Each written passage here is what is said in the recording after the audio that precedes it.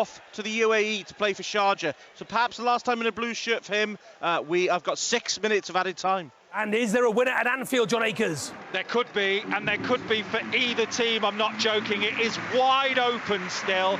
Núñez is coming on for Thiago for Liverpool, who've already brought on Jota and taken off Firmino, who got 2. Adam Lallana's also on for Brighton. Both teams having a go here. It's 3-3. In we go to the Championship, and Burnley on a good run, Laura Kenyon. Yeah, it's Cardiff 0, Burnley 1. Burnley far better this second half. A Vincent Kompany team talk must have done the trick. Leading through a Nathan Teller deflection, his 4th of the season. Interim Cardiff boss Mark Hudson, he's rung in the changes, but they trail here by a goal to 0. Late drama at the Hawthorns, Martin Fisher. Swansea look like they've won it, Jason, and it's another of their substitutes, Michael Obafemi, who turns brilliantly in the penalty area and thumps it beyond David Button. Swansea 3-2 up. This, of course, minutes after Colin Grant missed a penalty for Albion. Goal at Craven Cottage, Kelly Summers. And for the first time this afternoon, Fulham have had a shot on target, and they have scored with it, and it's Bobby De Cordova-Reid who has got what is surely only a consolation goal with just over a minute of normal time remaining. And it was a deep ball in from the left-hand side, and he just headed it home. For Fulham 1, Newcastle 4. Thank you very much. And look, I know that Fulham are down to 10 men, but the way Newcastle United have played this afternoon, every time they've gone forward, Farah, they look dangerous. Newcastle have looked really exciting. It's made, as I mentioned before, even with 11 players of Fulham on the pitch, Newcastle were dominant. They looked like they were coming out for this one to get a result. And with having Wilson back in the starting 11, I think it really suits the way they were playing, because it's the wide areas and the deliveries in the box where they've caused loads of problems. They've conceded here with Reid a little consolation goal here.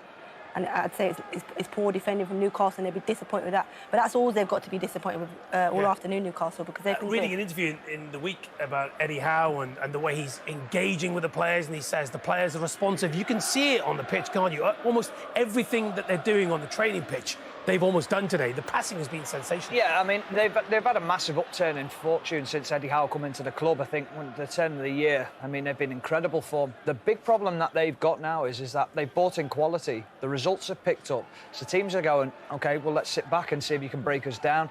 That's when it becomes difficult. That's when you have to go to that next level.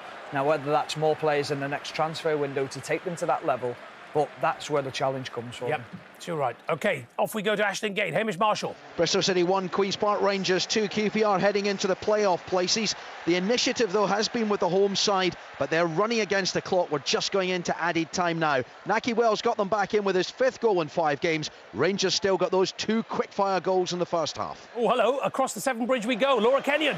Cardiff 1, Burnley 1. Callum Robinson with the equaliser, and a clinical header, and game on, Jace. Cardiff 1, Burnley 1. And to Nikesh Regani, watching Coventry City Middlesbrough.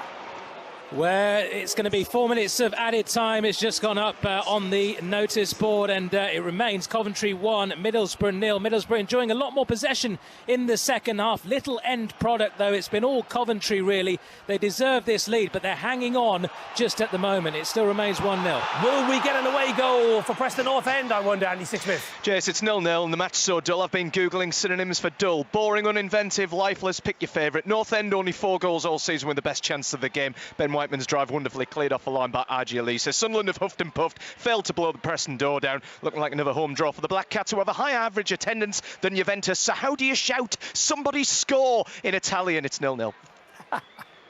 Reading, Huddersfield Town, another goal. Kate Mason. Yeah, it's a consolation